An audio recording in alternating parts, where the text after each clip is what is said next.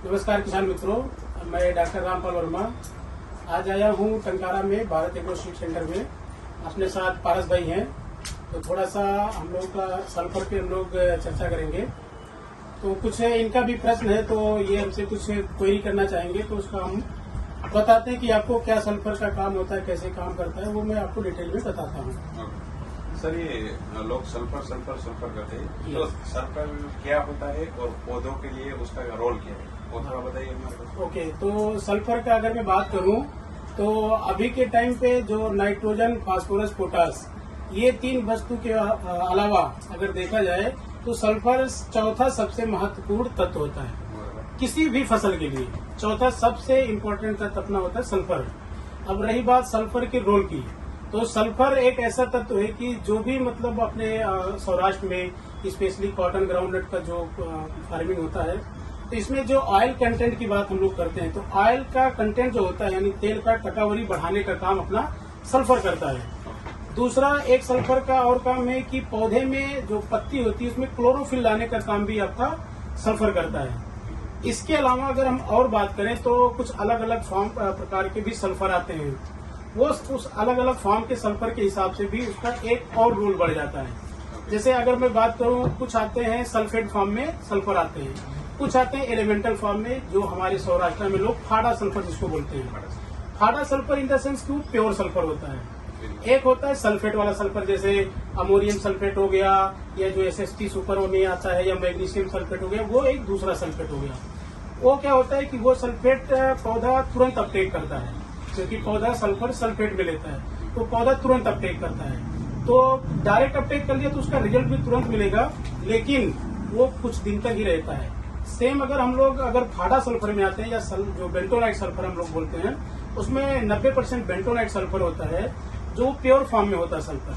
वो सल्फर जब मिट्टी में हम डालते हैं, या हमारे किसान मित्र मिट्टी में डालते हैं, तो वो सल्फर चेंज होके एक रिएक्शन होता है पानी के साथ में, और एक थायोबाइसिस नाम का बैक्टीरिया होता है, वो उसको प्रोसेस करता है, रिएक्शन करता है, तो वो सल्फर से सल्फेट में चेंज होता है। और जब सल्फर से सल्फेट में चेंज होता है तो उस टाइप में उसमें से एसिड निकलता है। वो एसिड आपका मिट्टी का जो क्षार है, वो मिट्टी के क्षार को कम करता है। तो इससे क्या फायदा होता है कि जब मिट्टी का क्षार कम होगा तो मिट्टी जो कड़कनेस है, मतलब जो टाइट है, उसको तोड़ेगा, तो उसमें से जो दूसरे न्यूट्रिएंट भी उसमें फिक्स हैं उनको भी वो रिलीज करेगा, तो कहीं ना कहीं वो पौधे को अपटेक करने में हेल्प करता है। तो सल्फर एक तो मैंने बताया अमोनियम सल्फेट, मैग्नीशियम सल्फेट, वो डायरेक्ट कर देता है, पौधा ले लेता है।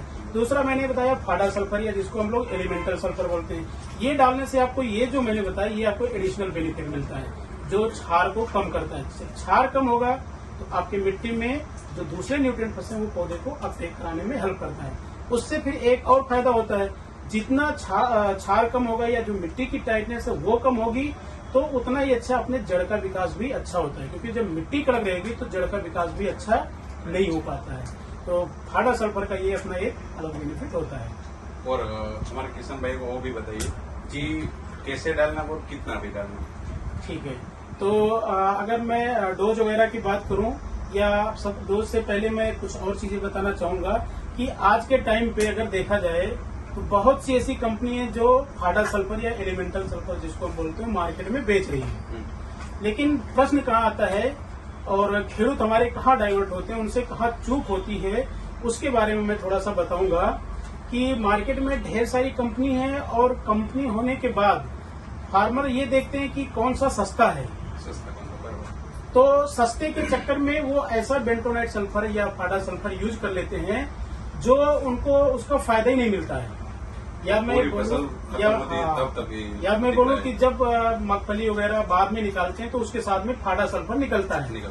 तो सबसे पहले अपने किसान मित्रों को ये में फाड़ा सल्फर निकलता है, तो सबसे पहले अपने किसान मित्रों को ये चीज एश्योर करना पड़ेगा कि हमको कभी भी सस्ता नहीं देखना है, क्योंकि अगर वो सस्ता मिल रहा है, 30 रुपया किलो मिल रहा है, या जो भी है, अगर वो भूल नहीं रहा तो वो आपका 10 रुपये का भी महंगा है, उससे कहीं ना कहीं अपनी और मिट्टी भी खराब होगी।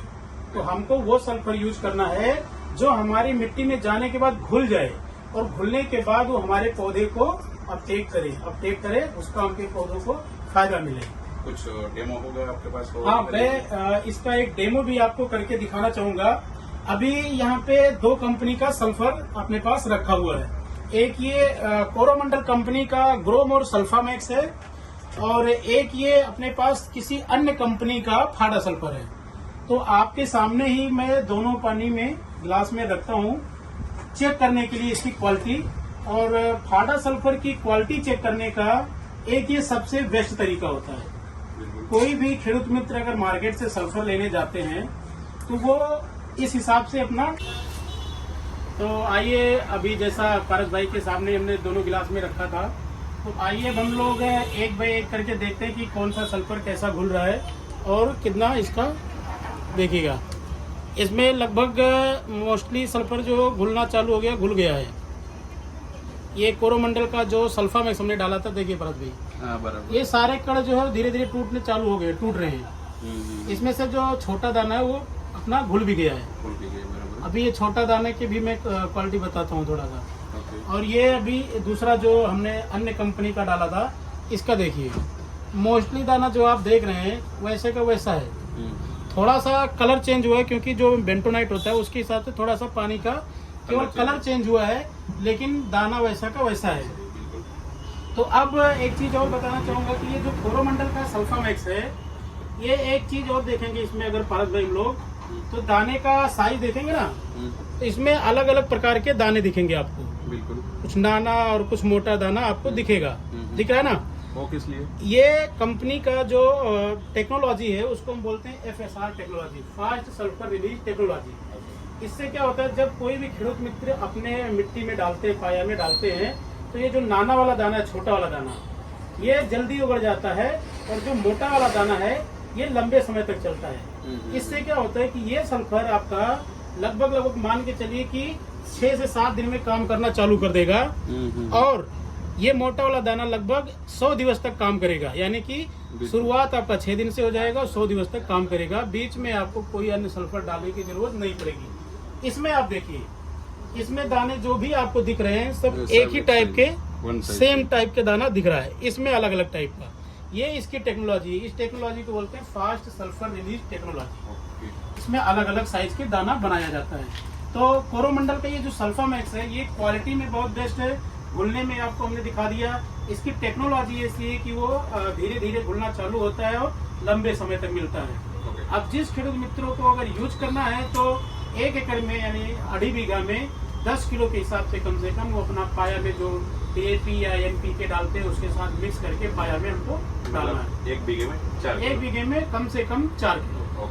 मगफली लगाते हैं तो मगफली में अगर वो 5 किलो भी करते हैं तो उनका रिस्पांस आपको बहुत अच्छा मिलने वाला है। 5 किलो भी बहुत बढ़िया रिजल्ट रहता है, क्योंकि मगफली तेल के लिए ही प्रसिद्ध है।